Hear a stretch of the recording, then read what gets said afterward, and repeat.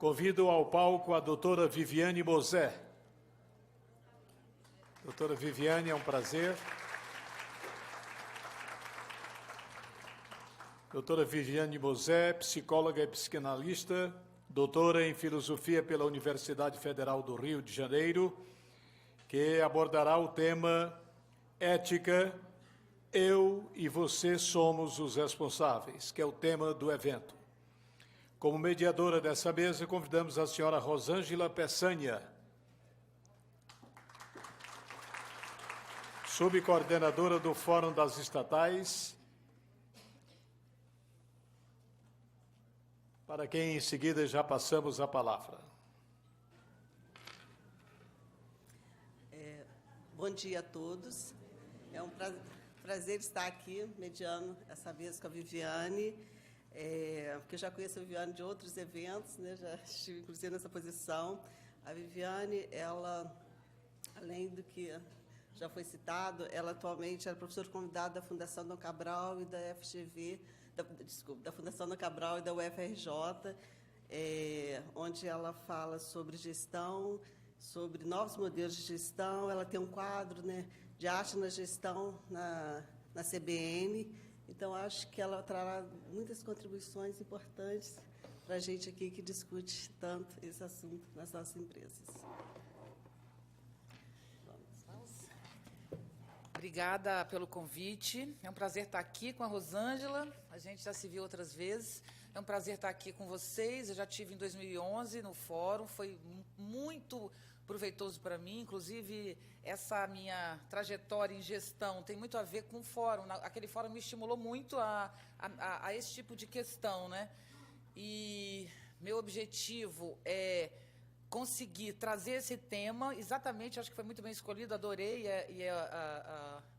a frase que é utilizada no Banco do Nordeste, né? Eu e você também somos responsáveis, e é mais ou menos nessa direção que eu vou falar.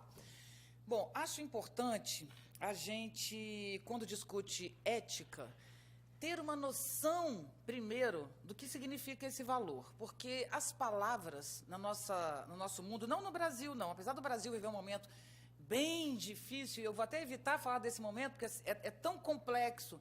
Inicialmente, no debate, a gente pode entrar, mas é tão complexo que é difícil isso, né? Mas a questão da ética, quando a gente traz essa questão da ética, ela no mundo inteiro é um problema. As palavras são usadas para tudo, então a gente usa as palavras como, sabe, como qualquer coisa. Como você dizer eu te amo, né? Você fala eu amo, mas o que exatamente você está dizendo? Então, o que quer dizer a palavra ética? O que isso significa? Cada autor, cada pensador, cada estudioso de ética que viesse falar aqui, ele ia abordar de um lado. E eu escolhi um para falar para vocês. Então, eu queria trazer o quadro do humano para a gente. Diante de tanto conflito, como eu disse, não apenas no Brasil, mas no mundo, nós vivemos um período de conflito de valores. É a característica do nosso tempo. O que significa crise de valores? Significa que nós temos hoje, no mundo, algo acontecendo que suspende tudo o que a gente acreditava. E isso não é em função de uma crise, de uma abordagem de um lado, não. São todos os lados da nossa sociedade que começam a desabar e a se perder. E aí a gente perde exatamente o fundamento do que somos, que são os valores. Então, o que seria isso, basicamente? Nós temos 3 grandes crises acontecendo no mundo hoje. E aí você pergunta, puxa vida, mas o mundo sempre teve crise. É fato isso. Isso é que me pergunto o tempo inteiro. O mundo sempre existiu em crise. Viver é crise. Eu poderia abrir aqui uma parte enorme para discutir o que é a crise de existir, né? Existir é uma crise. Dar conta dos seus desejos é uma crise. Negar uma parte do que você quer e se dirigir para outra parte, como, por exemplo, não ir para a praia e vir para a reunião, para o nosso trabalho, exige que você seja capaz de administrar forças contrárias. Então, a crise é própria do viver. Então, não mudaria nada dizer que a sociedade vive em crise. Só que quando você coloca em crise todos os aspectos, todos os lados, aí você tem o perigo de cair o seu modelo, né? Se desfazer. Então, por exemplo, se você tem uma família e você tem uma crise financeira, você pode segurar com o seu valor familiar e moral. Se você tem uma crise moral e financeira, você pode segurar pela relação parental mesmo, de necessidade. Você não pode... Tem sempre um ponto. Agora, quando na sua família todos os lados começam a ficar instáveis, é a queda daquela situação. Então, nós vivemos isso no mundo na passagem da Idade Média para o Renascimento, para a Idade Moderna, que foi o Renascimento. A gente viveu um período parecido com o nosso, é isso que eu defendo. O que nós passamos da Idade Média para o Renascimento?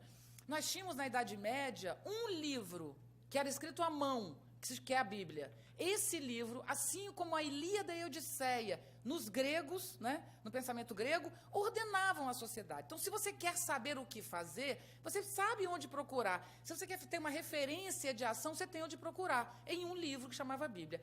Se isso é bom ou ruim, o que isso causa, é outro assunto. Mas você tinha aquela referência. O que aconteceu? Entre outras coisas, a gente viveu o início, a invenção da imprensa por Gutenberg.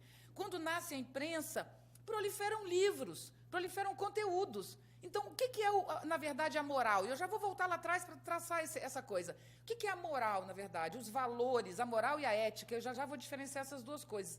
Isso se sustenta em conhecimento. É o pensamento, é o conhecimento que sustenta os valores que a gente tem. Então, quando o microscópio, o telescópio começa a mostrar outros planetas, começa a mostrar outros lugares, quando os grandes descobrimentos mostraram para a Europa que não existia só a Europa, que tinha outras terras, tudo isso coloca em questão o valor que a Bíblia estava basicamente defendendo ali. Mas não só isso. Basicamente tem a ver com a imprensa e os livros. Livro, conteúdo. Os livros arrebentam a nossa capacidade cognitiva. E a gente não quer mais seguir aquela coisinha básica. Você começa a pensar, a articular. E o pensamento coloca em questão toda a estrutura que a gente estava vivendo ali. Então, gente, se vocês estudarem, por exemplo, Michel Foucault, quem se interessa pelo tema, e perceber o que nós vivíamos no Renascimento, é completamente, a sexualidade no Renascimento é muito mais livre do que 100 anos depois. Hoje nós vemos isso, a gente está vendo o estupro coletivo. O estupro coletivo não é uma moça que viveu aquilo, não é isso, é muito mais complexo que isso. Isso é uma moda que está surgindo no mundo de estupro coletivo. Então é como se fosse uma brincadeira. Não há mais onde explorar limites, né? A gente não sabe mais como explorar os limites. A juventude entra na vida sexual pela web, né? Com 10, 12 anos de idade. Ali não tem limite e os jovens experimentam tudo virtualmente, tudo que eles querem e podem. A web não é um problema, ela é uma solução. Eu não estou falando isso porque eu discordo da web. A web é apenas uma ferramenta, não tem a ver com isso. Porém, nós chegamos no final do século XX com altíssimo desenvolvimento tecnológico que permitiu a construção desse modelo em rede, de conexão em rede. Mas nós também chegamos no final do século XIX com uma população com baixíssima capacidade de pensamento e articulação. Nós nunca fomos tão incapazes de seguir uma regra. Nunca fomos tão incapazes de seguir uma regra.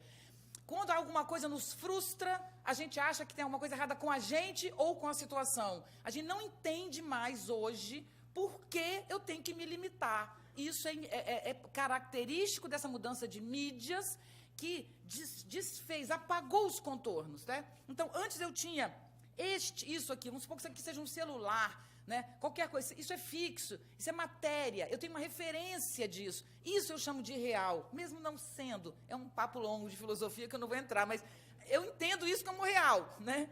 Isso aqui eu pego, né? Agora, quando eu entro no passo do domínio, da relação com os valores física para uma relação virtual, que sempre existiu porque a gente sonha, então a gente tem virtualidade, mas quando a referência dos valores passa de real para virtual, tudo pode acontecer. Tudo pode acontecer. Se eu pular aqui mal pulado, eu vou quebrar o meu pé. Mas se isso é na virtualidade, eu posso qualquer coisa. Então, a gente entrou numa relação de poder que é virtual. Isso desfez muitas estruturas. Nós temos, então, 3 crises que eu disse para vocês. 3 crises, não uma. Nós temos uma crise ambiental gravíssima, que colocou em questão o nosso chão. Não foi só a virtualidade que veio. Nosso chão desapareceu, né? Paris está embaixo d'água. Vocês viram isso? Embaixo d'água. 20 mil desabrigados em Paris, tá certo?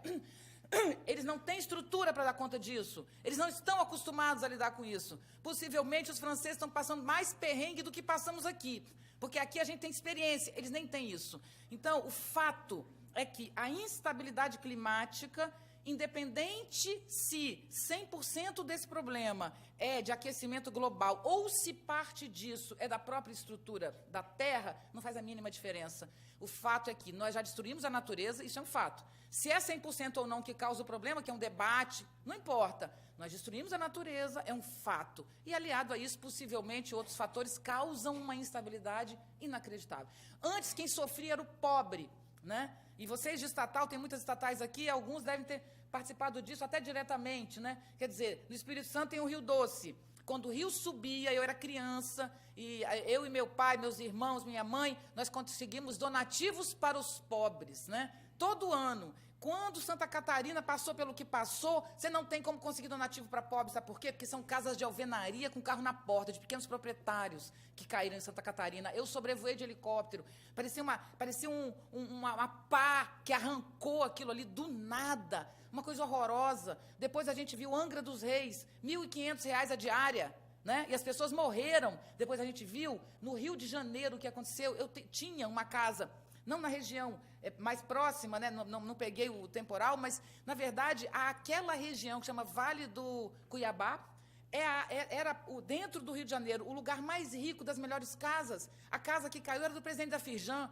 que ele não estava lá, mas morreram 7 pessoas que tinham alugado a casa com 2 piscinas e manga larga Machador. Isso é o meio ambiente. Então, o meio ambiente democratizou o mundo de uma maneira trágica, mas democratizou o mundo sim, né? Porque nós sabemos hoje que todo mundo pode passar por uma crise ambiental. Então, essa instabilidade nos aproxima de alguma maneira, mas também nos dá uma insegurança inacreditável sobre o chão que a gente pisa. Então, se você tem um jovem hoje, que eu estava falando dos jovens, tem um jovem que tem noção do que a gente está discutindo aqui, inclusive estamos virtualmente para todo mundo que estão nos ouvindo. Então, se você acorda, e eu tenho um filho de 12 anos, e você pensa que como meio ambiente a gente não tem muita estabilidade, que plano você vai fazer? Você vai fazer plano? Você vai mesmo abrir mão de tudo o que você precisa? Você vai abrir mão da praia? Você vai abrir mão de tudo em nome de um futuro? O que é o futuro hoje para as gerações atuais? É uma situação ambiental de uma instabilidade horrorosa.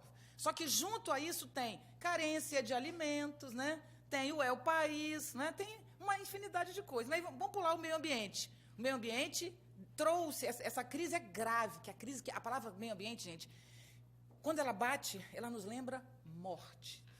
Ela não nos lembra perda de dinheiro, não. Ela nos lembra morte. E talvez isso a gente tenha que lembrar, e é assim que eu vou finalizar essa palestra, né? Somos mortais. Aí você começa a ser ético. Sem noção de que você é mortal, você não é ético. Então, talvez esse sofrimento comece a produzir, de fato, ética no mundo, né? Nós todos estamos à mercê de desabamentos inacreditáveis no mundo, né? E isso a gente tem que tomar uma atitude em relação a isso.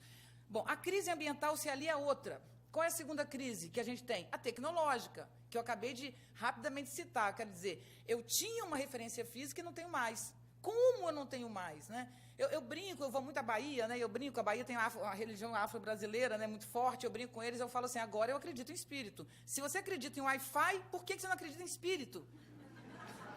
Como não? Agora, é mico dizer isso em rede nacional no mundo, rede internacional, né? Por aqui, né? Web internacional. Mas como assim eu passo algo para você no ar? Eu entendo de cabos. Já consegui entender o fibra ótica. Você aperta bem, passa ali naquele coisa, entendeu? É que nem um telégrafo, né? Diminuir, apertar, aí consegue. Agora, você vai dizer para mim que sem cabo, né? Eu costumo brincar que na minha casa eu abro todas as janelas e portas quando não tem sinal. Eu acho que não está batendo, que está passando pela parede. Agora, vocês estão rindo, mas não ri não. Sabe por quê? Porque vocês sentem a mesma coisa, mas tem vergonha de falar. Ninguém entende, a não ser quem tem 10 anos, 11 anos, que 12 anos, 15, até 20. Nasceu ali.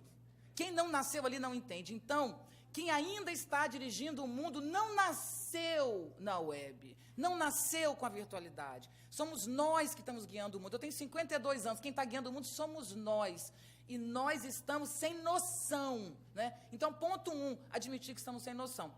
Outra coisa fundamental, ajuda, né? Sentir que está perdido já começa a ter uma saída. Estamos perdidos, é isso que eu queria trazer para vocês. A crise brasileira que a gente vive é uma crise, antes de tudo, política, não é uma crise econômica. Política antiga, não é só agora, né? A nossa luta política é muito antiga pela democracia. E agora é um momento muito difícil que a gente vive. Agora, temos que entender que não é só no Brasil.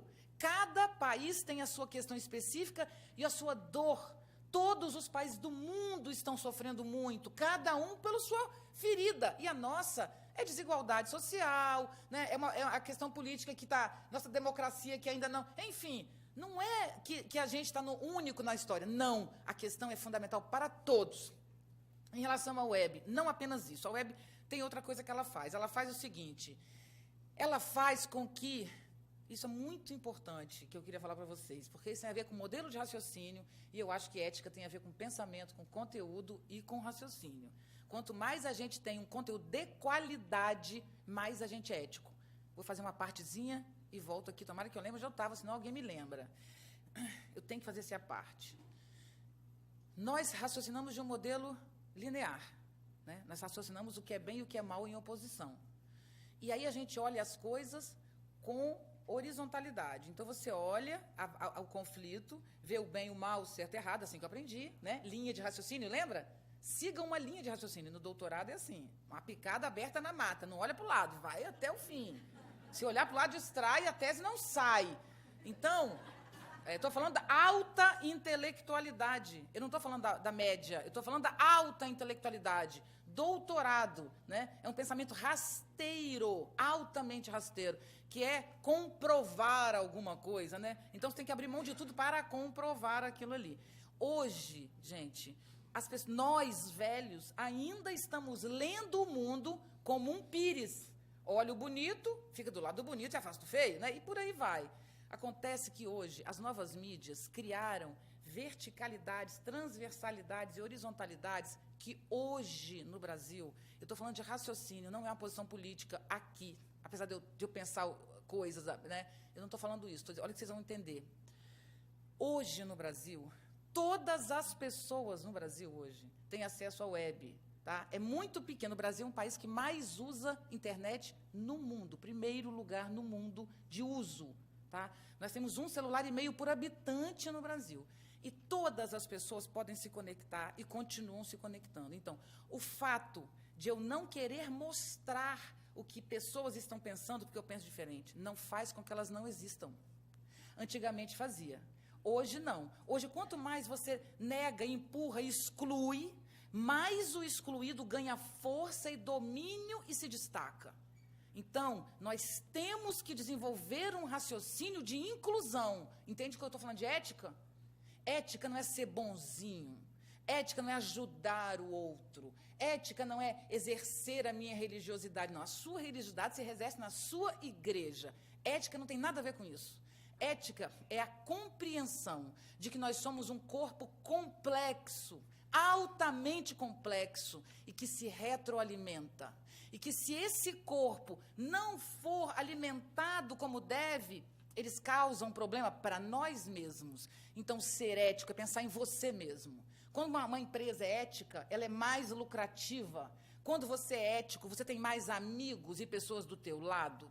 Quando você mora num prédio e é ético, e você trata bem as pessoas que te servem, você é mais feliz no lugar que você mora. Então, ser ético é ser egoísta, brincando com... Lógico, eu já falei isso uma vez, me jogaram pedra. É uma brincadeira que eu estou dizendo. Eu digo, ser ético é pensar em você mesmo. Agora, desde que você entenda que você mesmo não existe isoladamente, que você só existe em conexão. Quando a gente não tinha uma conexão entre pessoas, objetivamente falando, como mídia, como meio, nós podíamos sim excluir, como fizemos com as favelas no Rio de Janeiro. O que a gente fez com as favelas? A gente está montando uma cidade linda, a capital. O Rio de Janeiro, eu moro no Rio, eu sou capixaba, mas moro no Rio há mais de 25 anos, sei lá, já perdi a conta. Mas o Rio de Janeiro é inacreditavelmente favorecido pela natureza, né? Uma cidade deliciosa de viver. Então, quando as pessoas dominaram aquele lugar, onde iam os pobres? Onde iam os que desviavam? Os homossexuais, os que cometiam pequenos crimes? Para lugar nenhum. Tinha essa coisa do lugar nenhum. Sabe o que é lugar nenhum? Pega o que sobra. Aí cataram, foram para os morros. Só que o lugar nenhum não tem endereço, né? Não tem endereço, não tem saneamento. Mas, gente, onde não tem endereço e não tem saneamento, tem crime. Simples assim. Como é que você controla? Michel Foucault de novo. Como é que é a sociedade do controle? Te dar cidadania é te dar controle? Porque se você tem endereço, porque você tem conta de água, eu posso te prender. Mas se você não te dou água, não te dou luz, não te dou nada, como é que eu posso te prender? Não posso. Então, a gente acha que cidadania é uma bondade, né? Ah, não, dar cidadania, dar controle social, visibilidade. Os territórios de invisibilidade que são a favela, hoje são o maior problema para a sustentabilidade do Rio de Janeiro, inclusive socioeconômica, né? Porque os bolsões estão dentro da cidade. Então, ser ético é pensar em si. Se o Rio de Janeiro tivesse sido muito egoísta como cidade, ele jamais teria permitido aqueles bolsões de pobreza e hoje não estaria na situação que está. Vocês estão vendo o aumento da violência no Rio de Janeiro esses 3 últimos dias, né? Nós estamos à beira de uma Olimpíada. Como é que vai ter uma negociação lá? Como é que vai ser? E se eles se irritarem e quiserem descer com suas armas? Vai ter a Olimpíada? E se os manifestantes fecharem as ruas do Rio de Janeiro? Porque estão com raiva. Ontem, 20 mil pessoas se reuniram no Rio de Janeiro, no evento, ontem à noite, em protesto. E se essas pessoas fecharem? Então, queridos, nós somos de estatais. Nós, porque eu não sou. Eu realmente não sou. Eu não tenho emprego, sou autônoma. Quer dizer, tenho meu emprego, sou eu mesma. Mas eu estou aqui com vocês de coração. Vamos pensar juntos, né? Nós que estamos aqui juntos pensando que trabalhamos para o Estado. Como a gente consegue estabilidade para que possa ter crescimento econômico, para que possa ter segurança, né? Só há estabilidade com a compreensão de que o mundo hoje comunica-se em todas as direções. Todas. Vou dar um exemplo. Uma moça que foi minha aluna há um tempo atrás, há bastante tempo atrás, ela teve uma doença, eu não a vejo mais, eu não sei se ela vive ainda, já tem bastante tempo, e ela tinha uma doença chamada ELA, que vocês conhecem muito bem. Essa moça chegou para mim e me disse, ai, professora, eu estou sem namorado, não sei o quê. Eu falei, poxa, mas que triste, né? É tão difícil namorar, mesmo quando você não tem uma doença, né? É uma pessoa que está com tempo limitado de vida, sabe? Você fala, pô, eu fiquei realmente tocada, eu gosto muito dela. Eu falei, porque era confrontá-la nesse tema. Ela falou, você é fofa, professora. Eu falei, por quê? Ela falou, porque eu tenho 3 namorados esse ano. Eu falei, é mesmo? Ela falou, eu faço parte de uma rede social com pessoas que têm doenças terminais. Vocês estão entendendo o que eu estou falando? Quero dizer, todas as pessoas, em qualquer situação, encontram seus pares. E isso, ou a gente entra em contato e cria um sistema de comunicação e de inclusão, querido, ou os cupins comem a sua casa. Vou comparar com isso. A gente antigamente achava que a gente tinha que se preocupar com o vento que destrói as casas. Santa Catarina, o sul está passando por isso, né? Vou muito ao sul, de vez em quando quase passa um tufão, um furacão, destrói casas. E a gente tinha muito medo disso. Isso é uma historinha que eu estou inventando agora. A gente tinha muito medo da coisa física, né? Lembra dos 3 porquinhos? Né? Aí faz a casa, faz a casa de cimento, né? Pois é. Só que ninguém está pensando em cupim. O cupim você não vê, certo? A formiga você não vê. A praga você não vê. A bactéria você não vê. A superbactéria você não vê. E ela destrói sua casa quando você vê ela está no chão. O que eu estou dizendo é que o crime organizado, hoje, tem tanta estrutura como qualquer empresa. Não apenas porque ele se organiza, mas porque tem meios para isso. Enfim, todas as forças se organizam. O fato de eu não querer falar com ela não quer dizer que ela não existe. Então, o que é ética hoje no mundo? Eu nem falei o conceito de ética, no final eu falo. Comparado com moral. Mas o que de fato hoje existe no mundo? Existe uma capilaridade que o meu amigo íntimo, um colega muito meu querido, que já morreu, chama-se Michel Foucault, eu falo de novo, só pode ser amigo, né? Que ele fala de uma coisa que eu espero escrever sobre isso. Eu não estou conseguindo, porque hoje eu estou na vida mais prática, né? Hoje eu faço consultoria em gestão, me agrada essa coisa, mas, teoricamente, eu ainda vou voltar a estudar isso, que é a microfísica do poder.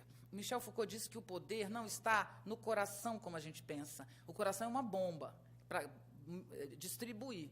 O poder está na capilaridade das veias e artérias, que vem até essa ponta aqui. Então, poder mesmo, sabe quem tem?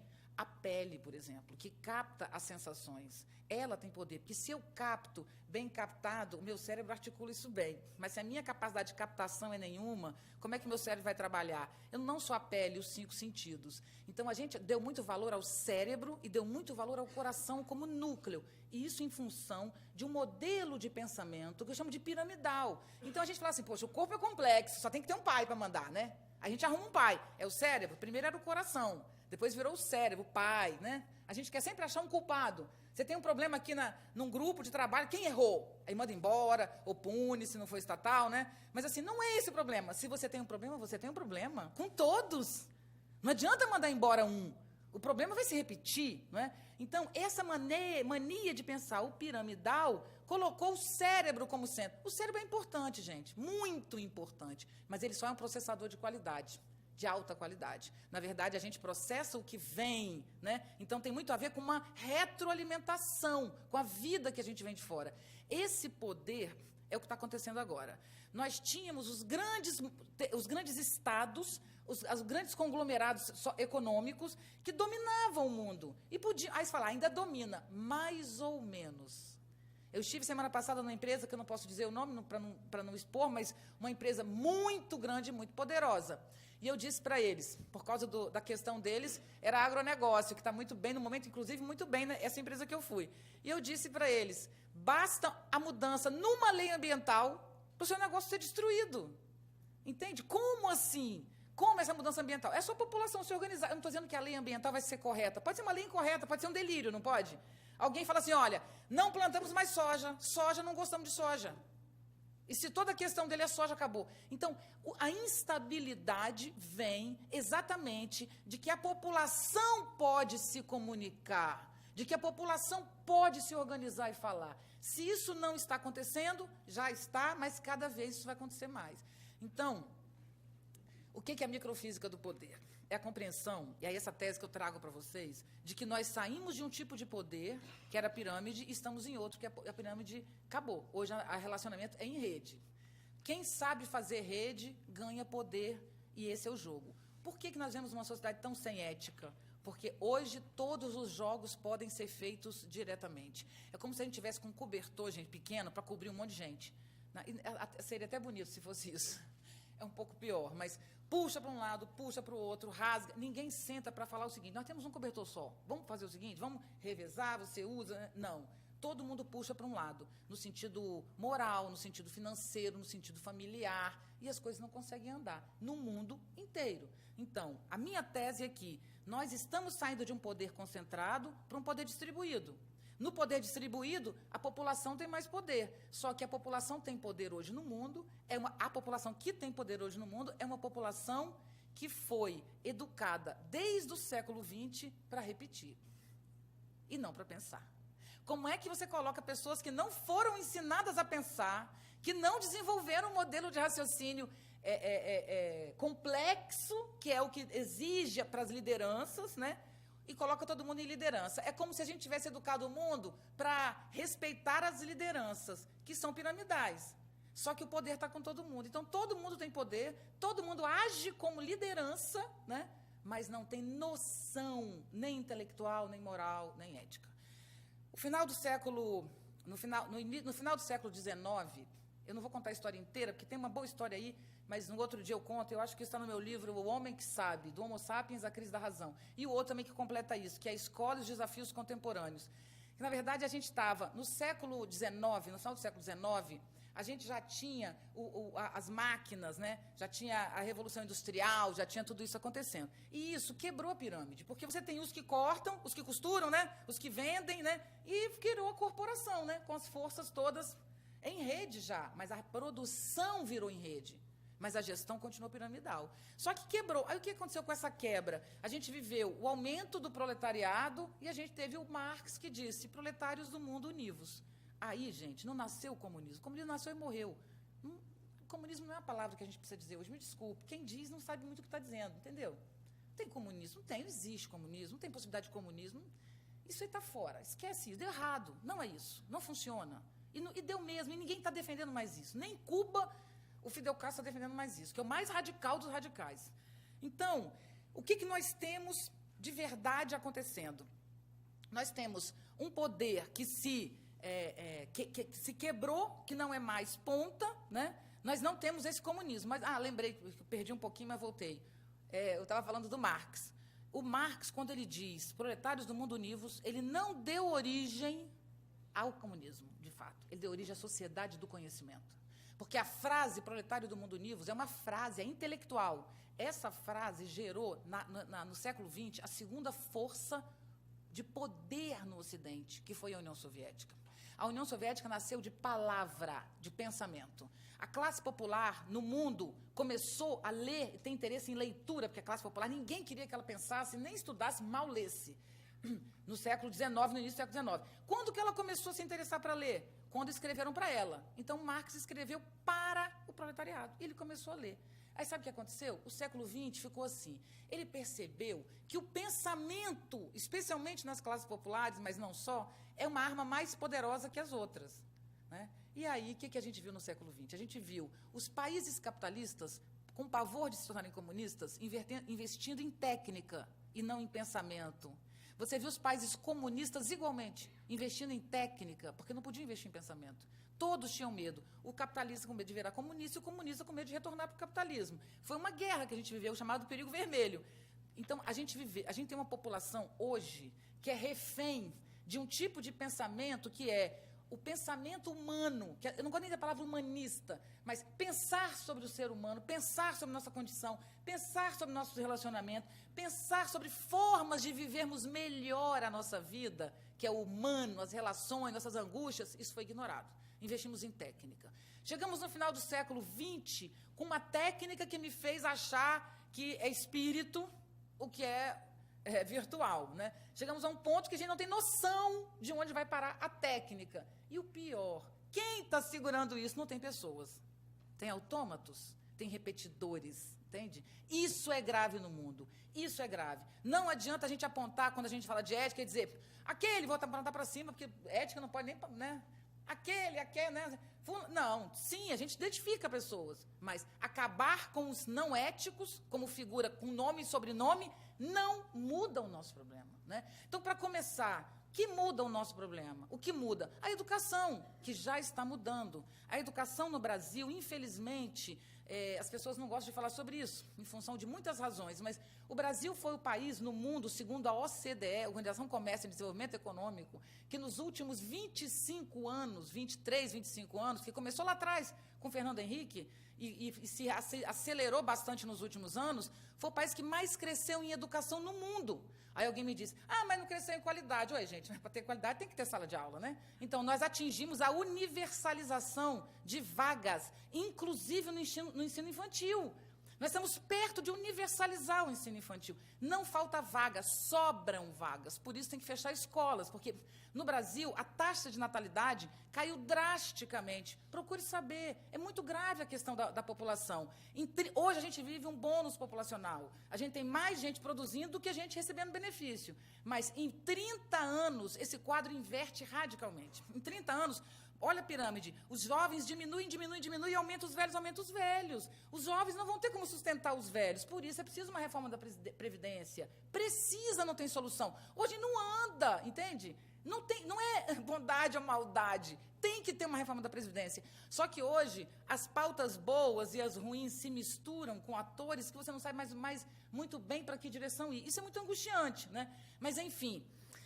Nós temos uma situação que nós temos que enfrentar, né, de mudança, excesso de população, pouca gente na área produtiva, tudo isso exige novas relações. Então, nós precisamos, gente, sem sombra de dúvida, investir em educação. Estamos fazendo? Sim, já melhoramos em oferta, mas ainda estamos na luta por uma educação de qualidade, que é uma educação complexa. Eu tenho que fazer uma parte aqui, vocês me desculpem, mas o Alexandre Frota...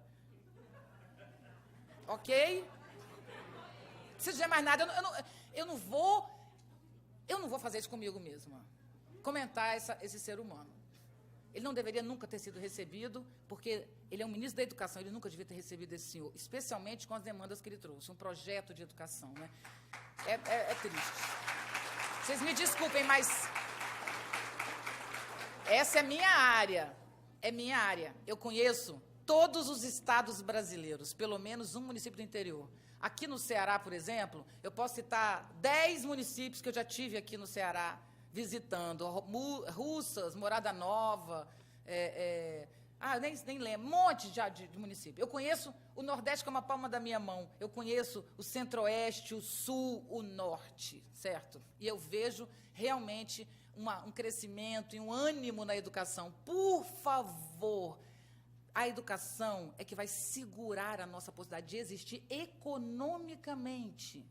É fundamental que a gente tenha não apenas o investimento em educação crescendo, como é necessário que esse investimento não seja apenas de repetição. Porque se a gente voltar a crescer, como já estivemos, no período em que a gente estava em crescimento econômico forte, sabe quais eram as minhas palestras? Para a Confederação das Indústrias, inclusive, para as federações de todos os estados onde eu fui, o Sistema S, sabe o que eles discutiam?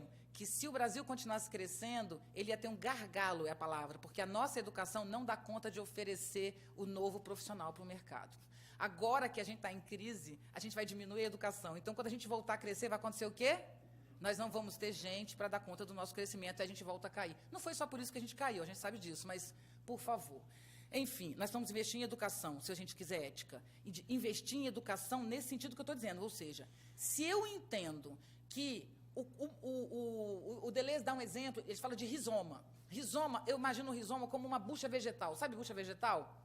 Que ela é toda para todos os lados. Ela não é uma rede horizontal. Quando a gente fala em rede, parece assim. A bucha vegetal gigante seria assim. É uma rede para todos os lados, né? Isso é que é o corpo.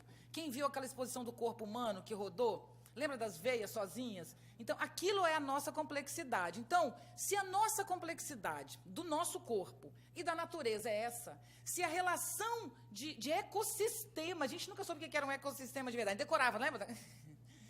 Vou falar para vocês o que é decoreba.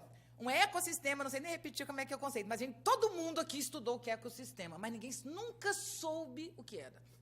Ecossistema. Gente, eu sempre conto uma coisa. Sabe quais são as partes reprodutoras da planta? Androceu e gineceu. Legal, né? Útil esse conteúdo, né? Por que isso está na minha cabeça com 52 anos? Eu decorei quando tinha, sei lá, 12. Essa é a educação, não só no Brasil, mas no mundo. A nossa, especialmente, era muito desse nível. Então, se o ecossistema existe, significa que todas as coisas se retroalimentam. Uma alimenta a outra, que alimenta a outra, que alimenta a outra. O Jorge Luiz Borges, um escritor argentino, ele tem um texto chamado assim, Uma Oração. E ele diz assim, eu queria pedir uma coisa minha hoje, eu não quero mais fazer uma reza. Eu rezo o Padre Nosso, Ave Maria, em 5 línguas, mas eu queria fazer uma oração minha. O que eu peço? Toda a luta dele é o que pedir. Aí ele falou, pediria isso, pediria que meus olhos não escurecessem, ou seja, que eu não ficasse cego. Aí ele fala, não, eu conheço gente que enxerga e vive pior que eu. Então ele fica tentando buscar. E no final ele diz o seguinte, a gente não pode pedir nada. Isso eu estou falando uma coisa, estou citando uma coisa literária, só para a gente pensar. Ele fala, eu não vou pedir nada, porque o mundo, o universo, ele é feito de coisas tão encadeadas que vão se estruturando, que pedir uma coisa é quebrar um elo dessa cadeia. A gente não sei se a gente consegue dar conta, quer dizer, essa cadeia está estruturada, eu quebro o elo, eu mesmo vou dirigir minha vida eu tenho condição de fazer isso? Então, um ecossistema é o que o Borges está mostrando ali. Existe tudo muito encadeado, né? Então, a gente tem que entender esse encadeamento e ter poder sobre ele, agir, mudar, transformar, mas entendendo o que é. Eu não posso mudar o curso de um rio, né? Depois eu vou ter a consequência. Então, isso é o ecossistema, tá certo? Se o mundo é um ecossistema, a nossa inteligência, entendendo o ecossistema, nós seremos éticos. O antiético não é beneficiado. O corrupto não se beneficia, de fato, ao pé da letra. Não se beneficia. Eu nem vou entrar nesse mérito, porque corrupção é um problema muito tenso nos dias de hoje. Mas não se beneficia. Não se beneficia como? Como vida. A vida é diferente da cultura.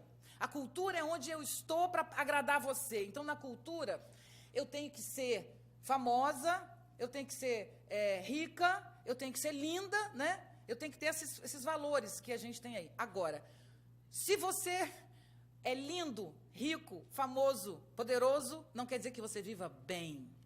Nós só vivemos, gente. Isso não é romantismo e eu tenho certeza que esse choque que a gente está vivendo vai nos ensinar isso. Nós vivemos pelo afeto. Nós vivemos porque queremos afetar e ser afetado pelos outros. A vida é um processo de afetar-se e ser afetado. Quando eu quero muito dinheiro, eu quero que ela goste de mim. Quando eu quero ser linda, eu quero que ele goste de mim. Então, por que eu preciso ser linda? Não é só ser simpática? Entendeu? Esse jogo a gente está aprendendo. Eu vou citar uma brincadeira que eu gosto de fazer, mas assim, é mais para a gente brincar, mas na verdade eu tenho muito respeito por essa pessoa.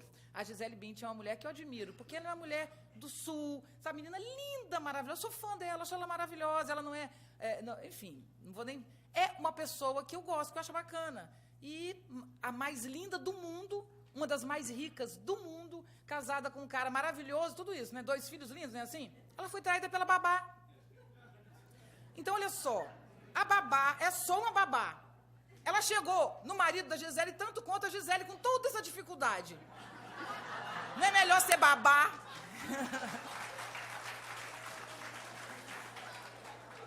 O que, gente, o nosso... Desculpa, Gisele, eu tô brincando, mas eu te respeito e admiro. É porque é engraçado, quando eu li aquilo, eu falei, peraí, como o marido da mais maravilhosa não beija o pé dela onde ela anda? Peraí, então não é isso que faz, não é? Sabe o que faz uma pessoa amar a outra? O jeitinho de olhar, um certo modo de sorrir, um jeito de ser, não é isso? Eu aprendi isso porque eu era com 18, 20 anos, bonita, malhada, de corpo bonito, poderosa, já era poderosa. E minha amiga gordinha, era, rapaz, desde cedo. E eu entrei no vestibular com 16 anos, com 19 eu morava sozinha, entendeu? E fazia teatro, eu tinha uma vida... E minhas amigas, às vezes, que não eram tanto quanto eu, mais gordinha, nem tão bonita, não fazia academia, sabe? Não apresentava trabalho em congresso, namorava o cara que eu queria. Eu falei, peraí, tem uma coisa errada. O que eu acho que a gente tem que reaprender é o caminho que nos leva à alegria e ao bem-estar. Não é o do acúmulo, é da divisão. Quanto mais você se divide, melhor para você. Quanto mais você se quebra, melhor para você. Quanto melhor você diminui essa angústia de expectativa que você tem sobre você, melhor para você. E seus filhos ainda nem contam. Imagina o filho de alguém que tem uma expectativa enorme, né? Então, é muito tenso. Meu filho tinha 1 ano quando eu fui para o Fantástico. Meu filho cresceu comigo no shopping, as pessoas me parando para pedir autógrafo. Ele não suporta essa fama, mas eu tento trabalhá-lo para que ele exatamente não tenha essa expectativa, sabe? De ser... Por que ele tem que ter o que eu tenho? Porque ele não pode ser um homem comum, entende? Um médico, um dentista, um advogado. Por que é pior ser advogado do que ser eu? Você sabe lá o que é ser eu? Não é melhor. Cada um com o seu peso, cada um com a sua dificuldade. Então, quanto mais poder você ganha, mais dificuldade também você ganha. Então, isso, gente, é um modelo que nos foi vendido, certo? Então, o roubo, sabe? O domínio sobre o corpo do outro, que é um roubo, que é o estupro. O domínio sobre a beleza do outro, que é muito comum na internet hoje, adolescentes cortarem a cara das amigas bonitas. Não sei se vocês sabem disso. Agora diminuiu um pouco, mas uns 5 anos atrás era muito comum. As meninas pegavam a menina bonita e cortavam com gilete para ficar feia. Essa necessidade de ser o outro, né, é que a gente tem que entender que não é o que nos alegra. Nós somos seres que temos uma característica interessante. Agora eu vou contar uma historinha teórica rapidamente para a gente voltar aqui. Então eu quero terminar esse ponto dizendo assim: ética não vem de rezar o Pai Nosso quando acorda de manhã na escola, porque tem gente que acha que é isso, pega as crianças, rezam, né? Não adianta, ética não é ser bom, eu quero ser boa, eu vou fazer isso pro outro. Não, porque você vai fazer tanto pro outro, depois você mata o outro, entendeu? Você vai sendo bom, aí o outro não te devolve, você quer engolir. Não é isso que é ser ético, né? A bondade é uma coisa que só é real quando você faz e não quer nada em troca. Então, não é isso que é ser ético. Ser ético é entender que não há unidade, só há pluralidade. As unidades são conceituais. Você não é uma unidade, você é um complexo. Então, a gente só vai entender isso quando a gente realmente mudar de modelo cognitivo, de um modelo de raciocínio bipolar, que tanto bipolar no mundo não é à toa, ou é bonito, é feio, é certo, é errado, para um modelo gradual em que todos existem. Eu posso não ser uma transexual e nem achar lindo que meu filho seja, mas eu sou obrigada, por meu bem-estar e por o bem-estar de todos, a respeitar todas as escolhas humanas com carinho e amor. Eu falei da transexualidade apenas porque é uma das lutas hoje fortes, né? Então, é preciso respeitar todos, se são brancos, negros, amarelos, se são baixos, se são altos. A vida, ela é uma experiência inédita e grandiosa, independente do lugar em que você nasceu. Então, imagina que sua família, você nasceu na família do Hitler, imagina isso. Imagina quem é filho de um nazista, né? Essa pessoa não tem direito de viver porque os pais... Não, ela existe, ela merece consideração, né? Um filho de um bandido, então tem que dar validade a todo mundo. Ah, não, a gente pode eliminar os pobres. Já pôde, não pode mais. Nem que se queira muito, não tem lugar para botar ninguém mais, tudo está visível. Não há zona de obscuridade. Todos estamos na visibilidade. E é isso que está causando, não é à toa, visibilidade, né? Celular, né? Entendeu? Gravação, né? Vídeos, né? Então, assim, eu vou fazer mais uma parte. O que está acontecendo no Brasil hoje vai acontecer no mundo todo. Todo o mundo sofre de corrupção. O mundo inteiro sofre de corrupção. Tá? Daqui a pouco vai aparecer em outro lugar. Olha lá as câmeras mostrando. Olha aí. Então, a tecnologia e a visibilidade da tecnologia vai criar uma relação de transparência inevitável. Para isso, é preciso uma reforma administrativa séria, que tire as zonas de obscuridade do fluxo financeiro, porque a gente está tirando da obscuridade e botando na visibilidade os atores, mas os fluxos ainda não têm visibilidade.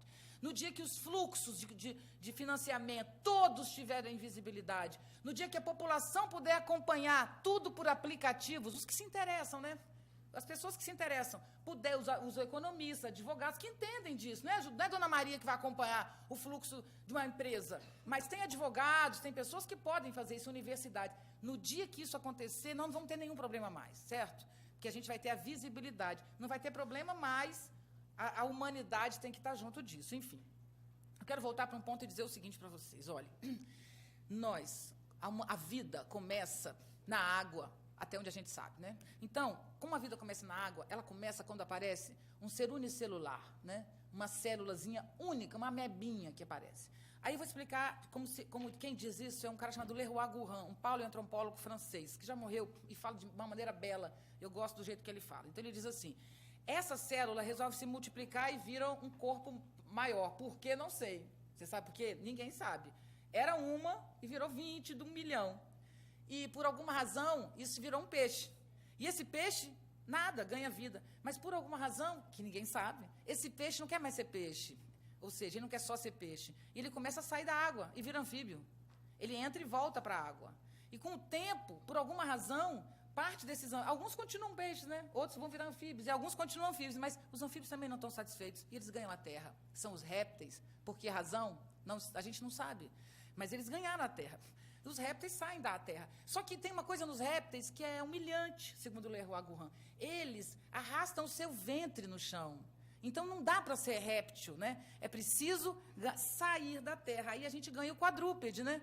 Ganha os com 4 membros, né? de locomoção. E aí ganham. Aí ganham a terra, né? Correm, tudo para todos os lados. Mas ainda assim, por alguma razão que a gente não sabe qual... A gente não ficou satisfeito e a gente empurrou com os membros superiores e virou bípede. Alguns bípedes, porque as mãos passaram a não ser usadas como locomoção. Então, fica aquela coisa aqui de inútil. Para que serve essa coisa, né? É verdade, por incrível que pareça. Aí sabe o que aconteceu? Alguns usaram esse membro superior para virar asas e ganharam os céus. E os outros deram asas às mãos e criaram a cultura. Nós somos os mais complexos e elaborados dos seres. Não adianta dizer, não é antropocentrismo, porque nós vivemos um ecossistema. Eu sou grandiosa, né? Mas morro por um mosquito, né? Dengue, zika, não é isso? Esse ano eu tive dengue e zika, um do lado do outro. Coisa linda de ter, coisa linda. A potência vira lixo. Quem já teve sabe, lixo você vira. Um mosquito. Então, eu não estou dizendo antropocêntrico, isso não é uma visão antropocêntrica, não. É uma visão de complexidade. As moscas têm extrema complexidade, porque elas voam. Né? Mas eu quero dizer que nós somos os seres altamente complexos. Então, o que nos caracteriza? Por que a vida fez isso? Talvez o Schopenhauer nos ajude a pensar. Ele diz que a vida quis se ver no espelho. Por isso que ela produz forma, porque vida mesmo é um jogo de intensidades. As formas são provisórias, elas nascem e morrem, nascem e morrem. E usando Spinoza, vida é essa força de ação, que o Spinoza chama de Deus ou de natureza. Deus não criou o mundo para Spinoza, Deus é o próprio mundo. Então, esse mundo complexo, ele se diferencia, mas tudo é parte de um mesmo corpo, de uma mesma estrutura, né? Então, na verdade, é como se, usando esse lado poético que eu estou usando para a gente pensar, já que ética é uma coisa tão humana, eu queria trazer esse lado humano, de pensar que cada um de nós, quando olha o mundo e olha a si mesmo e avalia, nós estamos é a vida que está se avaliando por nossos olhos. Nós pensamos porque a natureza nos permitiu. Nós produzimos cultura porque a própria vida criou esse caminho da cultura. Então, a cultura é algo que vem do próprio processo da natureza. Só que a nossa cultura, segundo Nietzsche, ela quer afastar a natureza. É como se a gente quisesse continuar aquela sequência, né, de voar, de ter mão, e fôssemos embora. Não. A vida é círculo. Agora que a gente viu o mundo, a gente tem que retornar para a nossa simplicidade. A gente viu de longe, né? E o que a gente viu? Quando a gente ganhou tanta tecnologia, que a Terra é um grão de areia, que nós não somos ninguém. Então, agora que a gente viu isso, a gente tinha que voltar para a nossa humanidade, né? E fazer um retorno. Somos grandes e pequenos, somos inteligentes, mas não dominamos. Esse jogo é o que a gente está aprendendo hoje, né? Estamos aprendendo. Então, quem é o homem, na verdade? Há 2 milhões de anos, a gente tinha referências de humanos. Isso está no meu livro, O Homem que Sabe. Essa referência era de 2 milhões de anos. Você demora 500 mil anos, 300 mil anos, para pôr um cabo numa machadinha. É assim que funciona. Até que há 500 mil anos, a gente já tem um cérebro capaz de memória. Que a memória é que é a grande coisa, né? A memória do livro, que abriu a humanidade da Bíblia para o pensamento, a memória da internet, que é uma memória externa, e essa memória do homem que ganhou. Quando a gente ganhou memória, a gente passou a acumular coisas, acumular. Aí, quando você dorme, o que você acumulou durante o dia fica conversando com você, né? Entendeu onde começa a internet? O seu sonho é uma internet. É a virtualidade. O sonho, eu nunca entendi o sonho desde criança. O sonho é a prova de que nós somos seres. A natureza, ela é real e virtual. A natureza. E nós estamos agora reproduzindo uma parte da natureza, que é a virtualidade. E temos que aprender a conviver com isso. Ainda bem, não tem nada errado com a virtualidade. Nada. Nós temos é que crescer como ser humano, tanto quanto a técnica. No nosso caso, a técnica cresceu e o humano não. A técnica é muito mais... A gente coloca 3 milhões de pessoas na rua hoje, quando a gente fez em 2013, lembra? Mas sem um foco, sem saber o que quer. E depois da manifestação em 2013, tivemos o pior congresso que a história já nos deu. Pensa bem o que significa ter poder de articular pessoas sem poder de articular ideias. Sem poder de fazer conexão de pensamento. É um perigo uma coisa dessa. Porque quem tem que nos guiar é o pensamento, é escolha. Viver é escolher. Escolher não quer dizer que você tenha tanto poder. Você escolhe o que te dá. E quebra a cara, volta. Eu não estou dizendo que é escolha, tem esse poder. Mas a gente tem que escolher. Quebra a cara. Mas é isso, se posicionar. É pensar que a gente precisa. Há 100 mil anos atrás, é que nasce o Sapiens Sapiens. Por quê? Há 500 mil nasce o cérebro elaborado. E há 100 mil, sabe o que nasce? Um ser humano, de tanto sonhar, talvez, ele capaz de olhar de fora e se ver. Então... Há 100 mil anos atrás nasceu a consciência.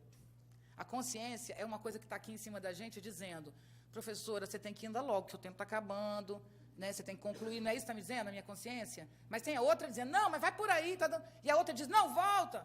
Por isso que eu vou e volto. Porque eu sou uma pessoa seguida pela consciência. Mas essa fala minha, desse modelo aqui, eu sempre falo isso no meio para o fim, né? Sabe essa mania de ir e voltar que eu estou fazendo aqui no pensamento? É para mostrar para vocês que vocês entendem tudo que eu estou falando sem que eu faça uma linha óbvia. Vocês entendem tudo que eu estou falando. Vocês já repararam como eu fui a 1000 lugares e voltei? É quase como se não tivesse lógica no que eu estou falando. E é altamente compreensível. Então, o que significa? Eu estou usando o modelo de inteligência complexa que eu acho que a gente tem que ter. Eu não tenho que me prender aqui, eu não tenho que prender meu filho em casa para ele fazer o que é correto. Eu tenho que deixar meu filho no mundo pensando o que é correto. Ele tem que ter consciência, porque ele usa web, como todas as crianças. Então, esse é o novo momento. De onde vem... Bom, volta lá. Um dia nasceu esse ser, certo? Que, olha aqui, o que é isso? Adivinha qual foi a primeira coisa que o Homo sapiens viu?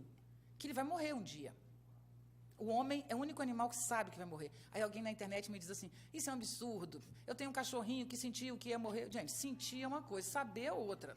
Saber é...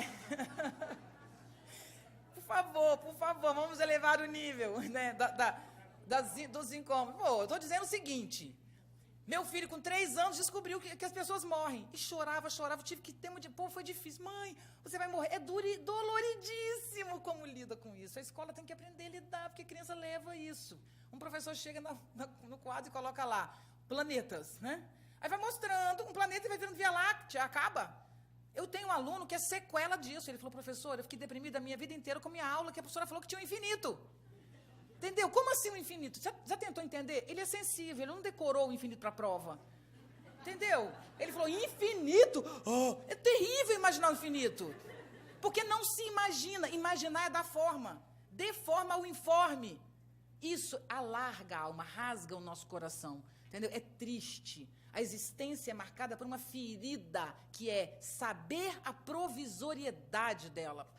Quando você sabe que você é mortal, você tem uma possibilidade muito clara de pensar, a partir de agora, eu vou pensar o que eu quero entre o dia do meu nascimento e o dia da minha morte. O que eu quero no mundo, não é isso? A pergunta da educação devia ser, desde o ensino infantil até a pós-graduação, com 70 anos de idade que você fizer, tem que dizer para você assim, o que você quer da vida? Porque a gente quer coisas diferentes em épocas diferentes. Será que o que vocês estão buscando hoje é o que vocês querem mesmo? Ou é a canaleta que você... o trilho que foi construído e você fica? Então, cada pessoa é uma. Ninguém é igual. Então, a singularidade nas mídias está ganhando valor. Aí todo mundo fica com raiva.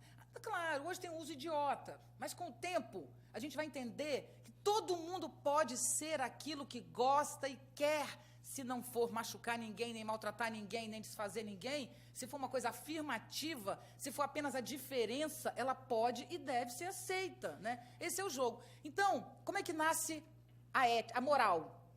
A moral nasce quando surgem leis. Leis não precisa ser escrita.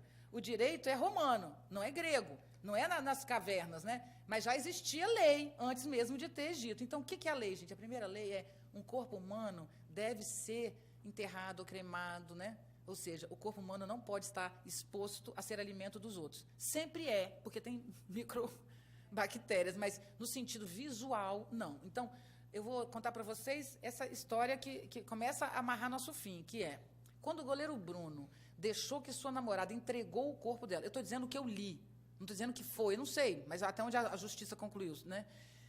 Se o corpo daquela moça foi entregue aos cães, isso, para mim, é o retrato da vida do que a gente vive no contemporâneo. Nós quebramos as leis tanto que nós quebramos a que dá humanidade.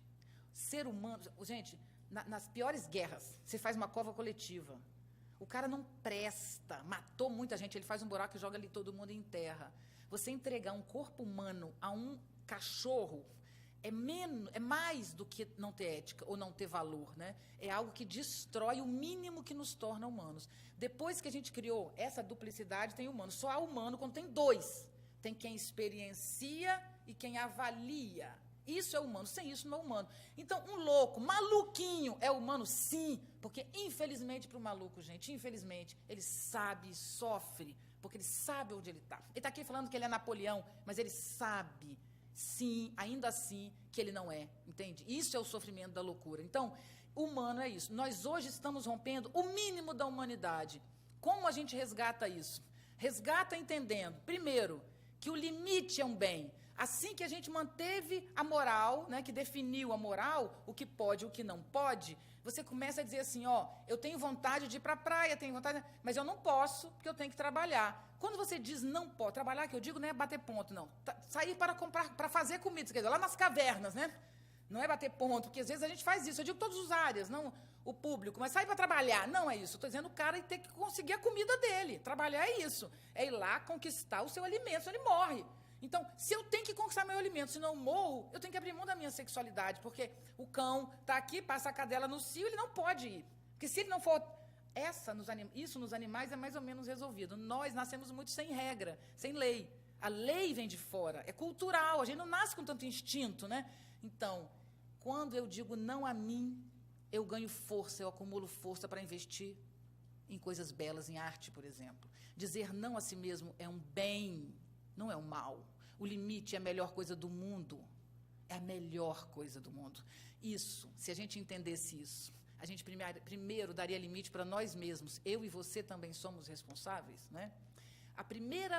O fundamento da ética, de uma sociedade ética, é individual. Porque a moral é para todos, meus queridos. Esse aqui não é um encontro sobre moral nas instituições, é sobre ética. Então, eu vou diferenciar os dois agora. O que é moral? Moral é a lei que, escrita ou não, serve para limitar as condutas, certo? Quando você faz uma lei, ela é para todos, mas não há nenhuma lei que se aplique a todos. E aí nasce a ética. A ética é o exercício intelectual, no sentido não de um intelecto abstrato, né? Do intelecto vivo, mas é um exercício intelectual de pensamento onde a gente adapta as regras morais a situações específicas. Ética depende de sensibilidade e inteligência. Exemplo, não pode matar, né? É proibido matar o outro. Você acha mesmo que é? Não, é permitido. É permitido na guerra, por exemplo, não é permitido? É permitido em legítima defesa, não é isso? Então, a regra moral que diz não pode matar, quando aplicada às situações específicas, ela vai se alargando, certo? Esse alargamento é que é a falta de ética. Esse alargamento é quando a gente vai empurrando tanto, né? Que, mas faz isso, que custa nada você usar o carro, entendeu? Para fazer uma coisa familiar. Eu estou aqui 10 minutinhos, né? Aí começa o alargamento dessa coisa, que começa no pequeno, que começa em casa, que começa com, sei lá, valorizar o erro, né? Dentro de casa. Não, por exemplo, você dirige e você entra num retorno errado. Você faz fila dupla onde não deveria, mas você se acha ético. Desculpe, se você não segue o que você está falando, você não é ético. Ah, mas eu não roubo milhões. Gente, mas no Rio de Janeiro tem um lugar só para sair. Se você vai para acostamento, piora para todos, porque vira um nó. Então, que ética é essa? Você acha que pode fazer fila dupla? Não pode fazer fila dupla. Tenha paciência e fica quieto aqui, certo? Até chegar a sua hora. Aí você vai, briga na rua politicamente, vai se manifestar para ter mais rua. Sabe? Quero mais rua. Agora, enquanto tem aquela rua, todos têm o direito de passar naquela rua. Esse é o nosso problema. É individual. A ética é individual. E ela exerce ali. Então, a gente precisa retomar esses valores, certo? Bom, então, esse é a diferença de ética e moral. Ah, outra coisa, por exemplo, a eutanásia. Quando você diz para mim, vamos supor que tem duas pessoas aqui, que com certeza tem. Do lado de cá, tem alguém que defende a eutanásia. Do lado de cá, tem alguém que não defende. Ou o aborto, certo? Aí eu digo, quem é ético? Eu digo, os dois são éticos. Porque os dois têm posicionamento e argumento, entende? E os dois são éticos. Então, não é falta de ética defender o aborto, porque quem defende o aborto tem argumentos que concordam com aquilo, é uma coisa elaborada. Eu não estou falando isso para me beneficiar, eu estou falando porque eu acho. Então, ético implica em quem é ético, gente? Ético é quem não é indiferente. Porque a indiferença é a maior das antiéticas, é a maior das destruições. A indiferença é eu não me importar com você. Porque se eu me importo com você, eu não vou passar com um carro em cima de você. No sentido, não matar, mas passar por você. Se eu me importo com você, eu não vou destruir a sua casa, que é do lado da minha, jogando lixo, sei lá. Não vou fazer isso. Mas eu só vou, gente, entender que você existe, respeitar você, se eu me respeitar. O princípio da psicopatia é, o psicopata não sente, de verdade, afeto. Por isso ele destrói os outros, porque ele acha que o outro não está sentindo. Ele acha que o outro não está sentindo porque ele não sente. Vocês viram essa moça que matou o namorado durante um ato sexual? Você viu o depoimento dela? É uma coisa incrível, ela ri, ela acha tudo lindo. Estou presa. É meio isso. É o limite ela não tem. Então, é como se nós estivéssemos uma sociedade de psicopatas. A gente não lida bem com o corpo, tanto que está vivendo o que está vivendo. A gente não tem sensibilidade. A gente não chora de fato. A gente não tem noção de que a gente é mortal. A gente apagou tudo isso. E agora a gente faz o quê? A gente destrói o outro. Só que a destruição do outro volta para a gente. É fato, né? É circular o processo. Enfim, no sentido abstrato, é compreender que somos um rizoma, um corpo múltiplo que se retroalimenta. E que cuidar do ambiente de trabalho, cuidar do outro, cuidar do Brasil, cuidar da sua cidade, é fazer bem para você mesmo antes de tudo. Segundo, Nós precisamos, se a gente quer realmente ter uma reforma ética no Brasil, precisamos, não, temos urgência desesperada, eu diria, né? Alucinadamente, nós temos que continuar investindo na educação no rumo que ela está indo, que está certo. O Brasil inteiro... Vou dar dois exemplos de que a educação está dando certo, para terminar. A diminuição do índice de natalidade. É drástico, especialmente em classes populares. Isso envolve meninas que hoje estão engravidando ou não estão tendo um filho ou dois, essas crianças foram para a escola. Isso faz toda a diferença. Outra mudança que tem a ver com a educação, com o fato de existir educação. Além do controle da natalidade, nós temos hoje um país que é o que mais tem consciência ambiental no mundo. Sabiam disso? Pouco tempo atrás foi publicado em todos os jornais, dê uma busca que você vai ver. Pesquisa internacional, qual é o país onde as pessoas têm mais consciência ambiental no mundo inteiro? É o Brasil. Sabe produto de quê? Da escola. Eu faço palestras para 5.000 professores, 2.000 professores, 1.000 professores, sempre pergunto, tem alguma escola aqui que não tenha meio ambiente como tema? Ninguém levanta a mão. Se falam bem ou não, se usam bem é outra coisa, mas é um fato. Então, as nossas escolas no Brasil já estão em busca de um pensamento complexo e eu tenho ajudado muito nisso, felizmente. Vou em todo lugar defendendo o que eu estou defendendo aqui. Então, a educação tem que continuar sendo investida na direção que está. Se tem uma coisa que está dando certo no Brasil, é a educação. Agora, você não vai sair de um país com 300 anos de desinvestimento para 25 de investimento e achar que vai fazer um milagre. E quase fizemos, para falar a verdade. Além da educação, é fundamental que a gente tenha uma reforma administrativa, além da política. Todo mundo fala em reforma política, mas é fundamental reestruturar o modelo de gestão pública no Brasil. Como entra, como sai, como contrata, quem fica, quem paga. E não só isso. O fluxo financeiro tem que ser revisto. Eu vi uma palestra há 10 anos atrás que o cara dizia, era uma frase, era mais de 10, porque a gente mal tinha rede para todo mundo, e ele dizia... Contra a corrupção, só a transparência. E ele fala isso usando computador, na época a palavra que a gente usava, né? Os computadores vão trazer para a gente essa visibilidade. Então, um gerente de banco não tem tanta facilidade de produzir desvio como tem os nossos gestores. Por quê? Será que não é uma coisa que a gente pode controlar com aplicativo, com tecnologia? Então, uma reforma administrativa, em rede, menos piramidal. Se o nosso Estado for gerido em rede, nós vamos ter muitos círculos cuidando um do outro. Esse aqui cuida, esse aqui. Cada um é dono do seu pedaço, vários. Mas se são vários, eles vão se retroalimentando, como é o grupo que a gente faz hoje de gestão em rede. São circuitos integrados, um alimenta o outro. Então, é possível criar uma visibilidade como reforma administrativa, além de uma reforma política, né? Mas, enfim, para terminar, eu tenho realmente expectativa de que o momento que a gente vive hoje seja um purgatóriozinho difícil, sabe? Um momento duro, mas que a gente consiga, independente do caos, porque hoje o que se configura no Brasil é um caos, mas o mundo inteiro tem o seu caos, tá? Não se desesperem, cada país tem o caos que merece. Desculpe. Eu acho que eu encerro por aqui. Cada país tem o caos que merece. A gente está num caos, sim. Você não consegue entender, você lê o jornal, difícil captar, mas é preciso que a gente leia todos os jornais. É preciso que a gente leia todas as fontes de informação. É preciso que a nossa informação seja complexa.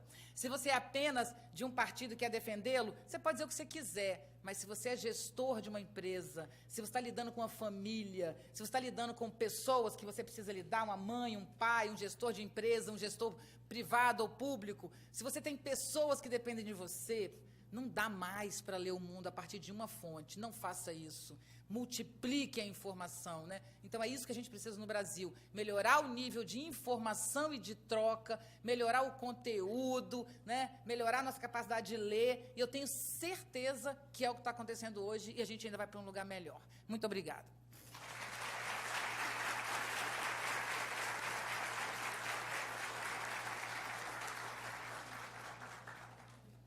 Obrigada, Viviane. Antes de passar para as perguntas, eu queria fazer um aviso, um pedido, na verdade. Aqui nós estamos no 12º fórum, né? Para a organização do fórum, é muito importante que as pessoas façam a avaliação do evento, que está no caderno, nas primeiras páginas, e entreguem ali fora, se possível, de todas as palestras que aconteceram, tá? Então, é muito importante que, enquanto a gente ainda está aqui com a Viviane, vendo algumas perguntas, que vocês, na medida do possível, ou antes de ir embora, preencham a avaliação do evento. Bem, depois de ir a 1000 lugares, né, como a Viviane colocou, de essa fala que apresenta tantos desafios, né, mas que terminou de uma forma positiva, apresentando uma saída, né, uma saída muito interessante, pela saída pela educação. Estamos abertos para perguntas. Gente, você sabe que quando o professor é assim, né? Se a pessoa ninguém pergunta, você. Então, para não participar de um show interativo, é bom perguntar logo, senão arruma alguém.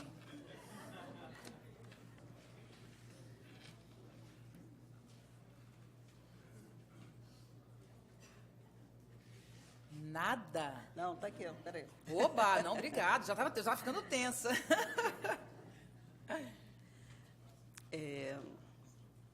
Sendo a educação um pilar para a ética e para o desenvolvimento, que mudança você faz necessária para transformar o aluno em estudante? Seria mudar o foco de ensino para mais aprendizagem? Exatamente. Tem uma frase do Tião Rocha, que é um educador de Minas, né, que é um professor foi professor da Universidade de Ouro Preto, e que abandonou tudo para fazer um trabalho no Vale do Jequitinhonha, onde o IDH era um dos menores do Brasil, né? E ele diz... Ele esteve aqui no fórum em 2014. Ele é maravilhoso, né? Como é que é? Menos ensinagem e mais aprendizagem. É o que ele brinca, né? Então, eu ganhei agora dele uma coisinha que eles fazem de brinde lá do trabalho deles, que é empodimento, escrito em arame, sabe? Como se fosse uma esculturinha. O que é empodimento? É empoderamento, falado pelas classes populares. Muito bonito. O trabalho dele é realmente muito bacana. Olha, gente, o que a gente precisa na educação? Eu falei para vocês que nós temos uma revolução da memória, né? Então, foi a memória humana, física, orgânica, que fez a gente criar a consciência. Então, é a memória que projeta nessa tela invisível a minha consciência, que me vê e fala comigo agora batendo papo, né? Esse desdobramento que a gente tem como consciência veio de uma coisa chamada memória. A gente saiu do Renascimento para a Idade Moderna com a segunda revolução da memória, que eu chamo, né? Que foi o livro. Gutenberg inventou o livro. Não tem que decorar tudo, porque eu tenho o livro agora, né? Aí vai mudando isso. O livro é uma memória externa. Só que o que a gente ganhou nos últimos 20 anos, 30, foi memória externa, não é isso?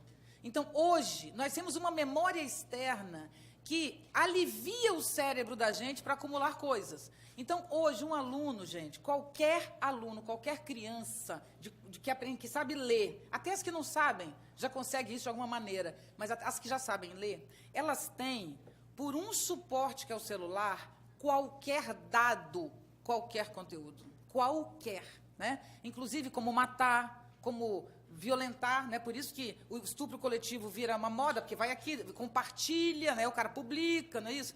Então, gente, o problema da educação hoje, o grande desafio da educação é sair do acúmulo de dados que foi necessário. Aquela educação que fazia você decorar os afluentes da margem direita e esquerda do Amazonas não estava errada. Sabe por que não estava errada? Porque a gente tinha que desenvolver a memória, porque você não pode sair de casa levando 30 livros. Vamos supor que você seja um advogado, por exemplo. Você vai pegar o seu código civil e penal e vai abrir o tempo inteiro? Não. Você tem que ter noção da lei, não é isso? Se você é um médico, você estuda 6 anos, você tem que levar na sua memória aquilo, não é isso? Senão você não consegue trabalhar. Hoje, meus queridos, eu vejo tanto isso acontecer, feliz da vida, eu mesmo faço isso. O médico, ele pode abrir num minuto o que ele tem aqui e tirar a dúvida do nome. Não precisa decorar o nome, fósforo, não sei o que lá, não precisa decorar a tabela periódica. Então, hoje, gente, isso é um presente que a gente ganhou. Acham que é um problema, que a educação vai mal por isso. Não, é um presente. Se a minha memória física pode ser substituída por essa memória, sabe o que vai acontecer com a minha física? Eu vou utilizá-la para exercer o pensamento, para explorar as possibilidades, né? Então, se eu decoro a linha do bem e a linha do mal. Se eu não decoro, e aqui está escrito, eu vou trabalhar a elaboração dos espaços entre uma coisa e outra. Hoje, educar é incentivar o livre pensamento, o livre pensador. É isso que a gente tem que fazer. Como assim? É incentivar é fazer com que o aluno tenha vontade e curiosidade. Essa é a coisa que é mais importante para a educação hoje. Além do afeto, que é importante, relacionamento, né? É fundamental desenvolver o relacionamento, porque o maior problema do mundo hoje, com 7 bilhões de pessoas, é viver junto, certo? Vamos pensar o seguinte, a gente tem que investir no que falta, né? Está faltando tecnologia? Não. Está faltando convivência? Sim. Então, o que a gente tem que investir? Na convivência. Agora, gente, investir na convivência não é não ter conteúdo, entendeu? O pessoal acha assim, ó, vamos fazer uma escola que incentive o relacionamento. Aí sabe o que tem? Relacionamento, relacionamento, relacionamento. Não tem conteúdo. Então, não é isso. É produzir um alto nível intelectual cada vez mais elaborado. Eu sou a favor da língua materna elegante. Eu não sou a favor de aceitar os erros. Você aceita o erro na vida. A escola, não. A escola tem que desenvolver uma língua materna cada vez mais elegante, porque o desenvolvimento intelectual tem a ver também com a língua materna. Então, temos que ter um alto desenvolvimento intelectual, nós temos que ter alto conteúdo. Só que, para chegar a esse conteúdo, o caminho não é decorar e repetir. O caminho é pensar. Como é que você faz o aluno pensar? Você provoca ele. Sabe o que você pergunta a um aluno para provocá-lo? O que você quer da vida? O que você sonha? Para onde você vai? Qual é o seu projeto de vida? Esse projeto devia linkar toda a educação. Uma pessoa vai para a escola porque ela tem um projeto de vida, e a escola tem que ajudá-la a isso. E ponto. Né? E o projeto vai mudando. Enfim, para ter uma educação de qualidade, a gente precisa necessariamente sair do que decora para ir para o que pensa. O que é ensinar? Eu tenho o conteúdo e passo para vocês, né?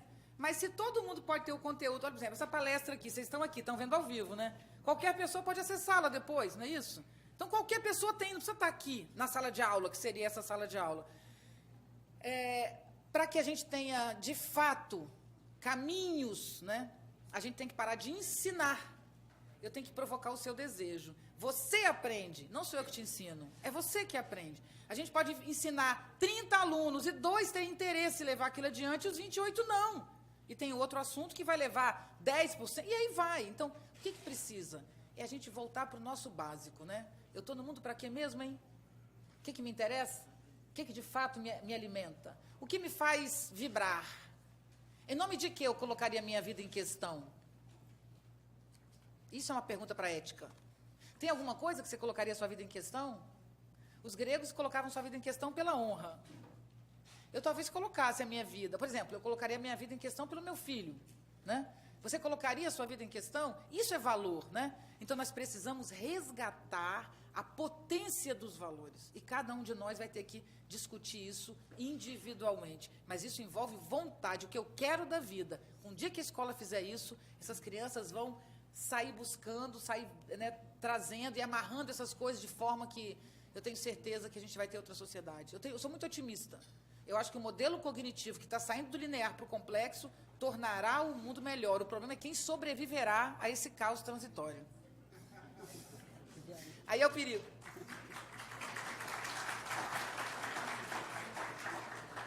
Então, tem 2 perguntas aqui perguntando sobre a terceira crise, né? Tá. Qual a terceira crise? Qual é a terceira crise que estamos vivendo? O alagamento da moral pode ser antiético, contudo, o não alagamento pode ser um engessamento do corpo rizomático e complexo? Olha, eu não sei se eu entendi. Posso tentar ler de novo? Eu entendi mais ou menos. Ah, obrigada. Eu esqueci de falar da terceira. Eu falei de 2 crises. Obrigada, agora eu entendi. Sim, faltou falar. Tá vendo que o rizoma da cabeça tem uma hora que ele falha. Inclusive que eu fico ouvindo muitas mensagens. Um diz assim, vai, fala isso, outro fala isso. Tem hora que eu falo, você pode dar um tempo, por favor, que eu preciso falar com o pessoal. Preciso conversar com a galera, não me enche. Quando você abre espaço, tudo que você aprendeu na vida vem falar com você. É a coragem, o conhecimento. Você estuda.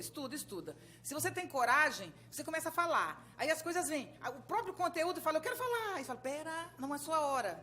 Então tem que ter um pulso muito forte com o seu próprio pensamento, quando você dá liberdade para ele. Então eu esqueci a terceira. Eu disse que nós vivemos uma crise ambiental. diz que nós vemos uma crise tecnológica. A tecnológica, eu podia falar horas sobre ela, posso até falar mais um pouquinho. A terceira crise é socioeconômica. É socioeconômica. No mundo inteiro há um problema socioeconômico. Gente, a situação da França é bem complicada. Eu vou falar da França porque a Grécia passou pelo que a França vai passar. Só que a Grécia, como entrou cedo no processo, e tem outras coisas de falta de pulso, né? Ah, falta de pulso, deu mais benefício. Então eu vou pular. Mas é a mesma história que aconteceu com a Grécia e que colocou a Europa nessa dificuldade. O que acontece? Nós produzimos desigualdades sociais sérias no mundo. Depois, a gente começou a perceber, com a vinda de outros políticos ao poder, né, com uma visão mais humana, né, de diminuir essa desigualdade. Então, como é que a gente resolveu diminuir a desigualdade? Oferecendo benefícios que são necessários para a população. Esses benefícios começaram a crescer e isso colocou em questão o equilíbrio do Estado. É uma das coisas que está acontecendo no Brasil. O mundo inteiro está passando por isso, porque ninguém vai deixar de dar benefício. Então, é um problema da economia. Você tem que dar o benefício, mas olha só, atenção. Se você tem uma classe produtiva na pirâmide populacional que diminui quem trabalha, que diminui os jovens e diminui a classe produtiva, se você tem uma sociedade que por ganho vive, por merecimento, por mérito, né? A gente conquistou viver 100 anos, 90 e não 60. O que você faz com a Previdência, né? Porque você trabalhou 30 anos, mas vai receber 60, sei lá, 40, né? Então, tudo isso colocou muito. Então, o que está acontecendo no mundo? Existe uma instabilidade econômica no mundo, porque é preciso mudar o modo de relacionamento para que isso aconteça. A África, por exemplo, assisti uma palestra de uma mulher incrível, que ela dizia, a África está no buraco até hoje pelos benefícios, é preciso fazer investimento, mas é investimento social. Não é investimento econômico nas classes que dominam, é investimento social. Por exemplo, educação. É preciso investir muito em educação para a classe produtiva se mover. Ao mesmo tempo que a gente tem, olha só, a classe produtiva diminuindo no mundo inteiro, o aumento de velhos, muito aumento dos velhos, pelo aumento da perspectiva de vida, a classe produtiva diminuindo, você tem a crise de consumo. O que é a crise de consumo? Um americano médio, ele tem um sapato para correr, um sapato para andar, um sapato para pular, ele tem um sapato... Chega uma hora que você não tem mais sapato. Então, como é que vai vender esse sapato? Aí vendem um sapato que diz assim, você tá magra. Você anda o sapato e fala, você tá linda. Não pode ser isso. Que mais sapato você vai ter? Então, há um momento do capitalismo em que não há mais o que fazer para produzir, para vender, o mercado consumidor exaurido. Aí, o que aconteceu? O crescimento dos emergentes, né? Brasil, Índia, China e tal. Por quê? Porque quando você tem pobre, você tem uma classe que pode comprar. E aí você investe nessa compra. E o mundo começou a se mover dessa maneira, os emergentes subindo, o primeiro mundo caindo. Hoje, a gente está vendo outro momento já, que é os emergentes em crise, porque investiram demais em consumo, mas não investiu em infraestrutura. O mundo inteiro está vivendo o que o Brasil está vivendo, em graus diferentes, certo? Mas exatamente o que a gente está vivendo. Essa crise socioeconômica tem o pior dos agravantes agora, que eu vou dar o último, que é a tecnologia. Se você produz, por exemplo, disco de vinil, imagina o que aconteceu com você. Se você produz DVD, o que aconteceu com você, não é isso? Então, hoje, a tecnologia muda tanto que há uma instabilidade, ninguém sabe exatamente. Então, por exemplo, você fez engenharia elétrica, né? E tudo que você aprendeu, acabou quando você formou, você estudou em Harvard, sei lá. Quando você voltou, inventaram a tecnologia nova, que tudo que você sabe não serve mais. Então, como lidar com... Então, isso é nós vivemos hoje, política e economicamente, socioeconomicamente, uma instabilidade socioeconômica. Talvez por isso a direita esteja crescendo tanto no mundo. Por que a direita cresce tanto? Donald Trump, por exemplo, nos Estados Unidos. Na Europa, neonazistas, gente, se candidatam e tem voto, que é uma loucura, neonazista. O Brasil defendendo o retorno de regime militar. Então, o que está acontecendo no mundo é que, com a instabilidade política, as classes dominantes estão em pânico, porque ninguém segura mais a sua cadeia produtiva. Ah, meu negócio é agronegócio. Como eu falei, sim, mas seu negócio é agronegócio, mas uma lei ambiental, é só acontecer um acidente ambiental grave, que a população fica comovida, né? E naquela momento de comoção, ela pode ter um ato errado de limitar uma coisa que não poderia e não necessitaria, por exemplo. E isso impedir um setor produtivo, que vai todo à falência. Então, esta é a realidade do mundo. Outra coisa, A Maria da Glória mora na favela. E ela olha na webcam dela, mora lá no Vidigal, o fundo é o mar. A Maria da Glória pode dizer que ela é milionária. Como você vai dizer que a Maria da Glória não é milionária? Ela mora com o fundo de frente para o mar, né? Então, hoje nós não temos controle sobre quem é quem. E isso gera uma instabilidade muito grande. Nos jovens no mercado, na geração Y. Então, o setor produtivo anda em cima de água, pisando em água, ninguém sabe muito bem quem manda. Ah, é o Facebook,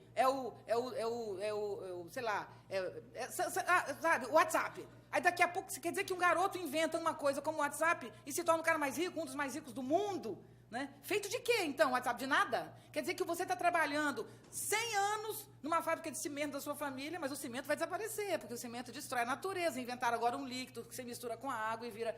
Certo? Agora, o outro é um menino inteligente que mora na favela do Rio de Janeiro, mas é genial. Antigamente ele não teria espaço, hoje ele tem, é genial. Ele inventa o aplicativo, fica milionário. E acaba com o seu negócio, inclusive, que o dele elimina o seu. Você entende a situação do mundo hoje? O pensamento, a inovação, a inteligência puxa. Então, as classes dominantes que se agarravam em carros, em casas, em prédios, em objetos, não têm mais segurança. E é isso que está criando essa angústia, esse desespero. É quase como se hoje no mundo todo mundo estivesse querendo pegar o seu, sabe? Pega o seu, porque ninguém sabe o que vai ser amanhã, né? Guarda debaixo do colchão, né? Mas o colchão vai ser levado com a água, lá de Paris. Você está entendendo? Não tem mais. Então, gente, a falta de ética no mundo é consequência de uma mudança nas relações de poder. Quem era dono do poder hoje só continua no poder se contrata jovens, inteligentes e inovadores. Você está entendendo? Então, o poder está nos jovens, inteligentes e inovadores. É neles que está o poder. Agora, eles não têm tanta ferramenta, então eu contrato. Então, eu tenho poder na minha empresa porque eu tenho talentos, senão eu não tenho poder. Antes eu tinha poder porque eu mandava, porque eu tinha a conta bancária, porque eu tinha dinheiro. Você pode ter o dinheiro que você quiser, certo? Você vai fazer o que com ele? Vai aplicar? O que é o mercado financeiro, né? O que é o dólar, né? Então é isso que está acontecendo. Essa é a crise socioeconômica. Essas três crises juntas criam o salve-se quem puder. É o caos. Está todo mundo no caos. Quem grita mais leva. O discurso do Trump é uma coisa tão absurda, sabe? Que ninguém nunca imaginou que os Estados Unidos chegassem nesse ponto, especialmente depois de Obama. Mas ele tem grande chance de ganhar essa eleição, por causa do desespero. Então, é como se... Esse é um perigo que a gente tem que ter cuidado no Brasil. Diante do desequilíbrio, sabe o que acontece? Aparece um falador bonito, sabe? Um ha-ha-ha, uou, e todo mundo desesperado atrás de um pai, né?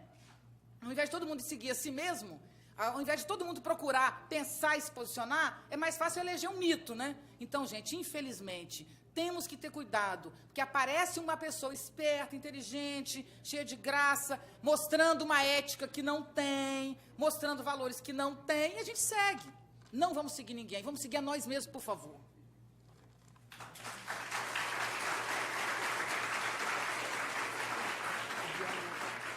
Eu tenho 3 perguntas, eu vou juntar as 3 perguntas, tá? Uma O quê?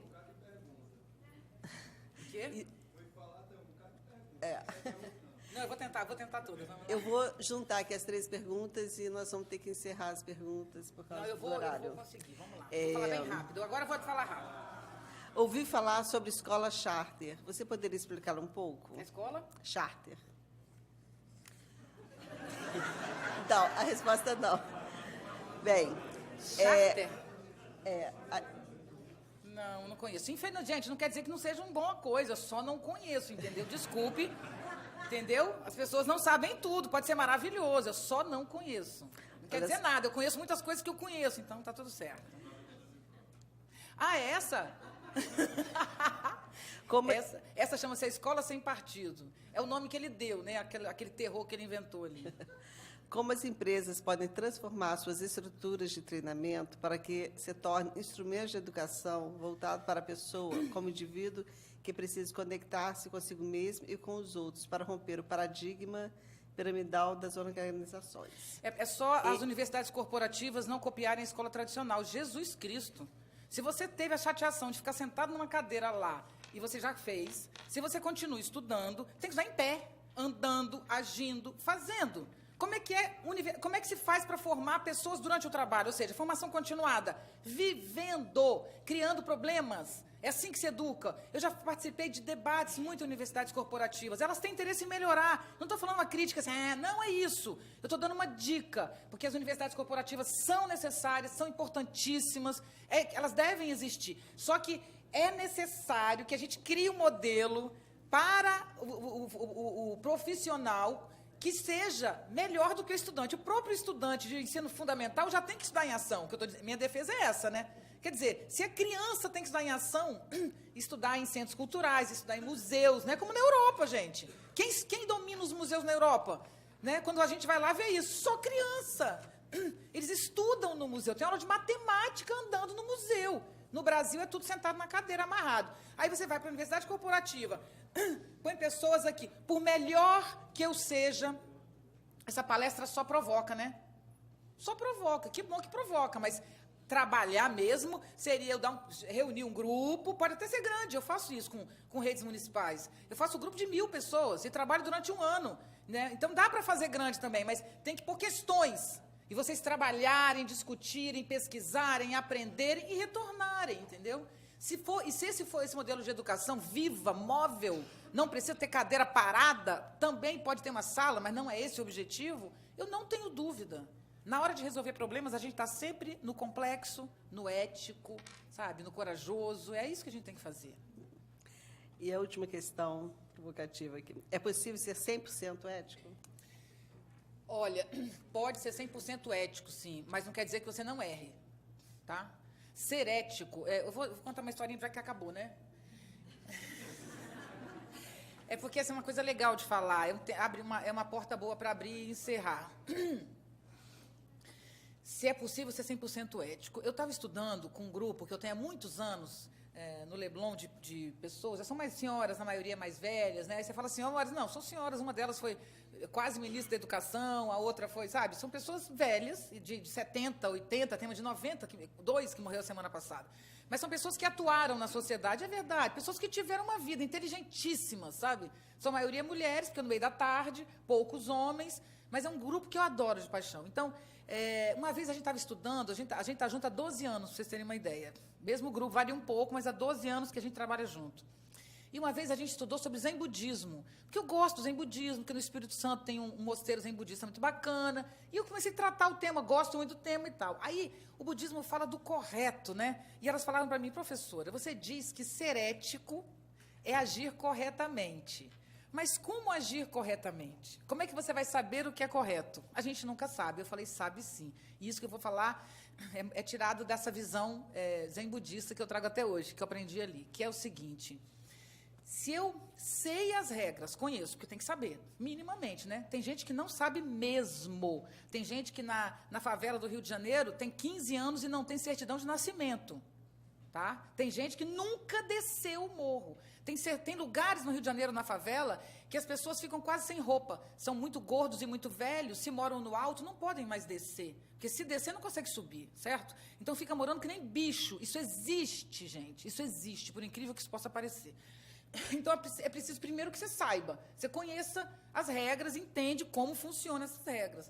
Agora, se eu entendo o que deve ser moralmente, estou diante de um desafio, eu tenho que exercer a ética. Se não é desafio, não. Se é uma coisa óbvia, como o vermelho e o verde e o amarelo do sinal, eu não tenho que pensar. Eu sigo, né? Se são coisas mais óbvias, não. Agora, se eu estou diante de um problema no trabalho, por exemplo, eu conheço uma pessoa que eu sou amiga íntima, que eu adoro, e que está cometendo abusos.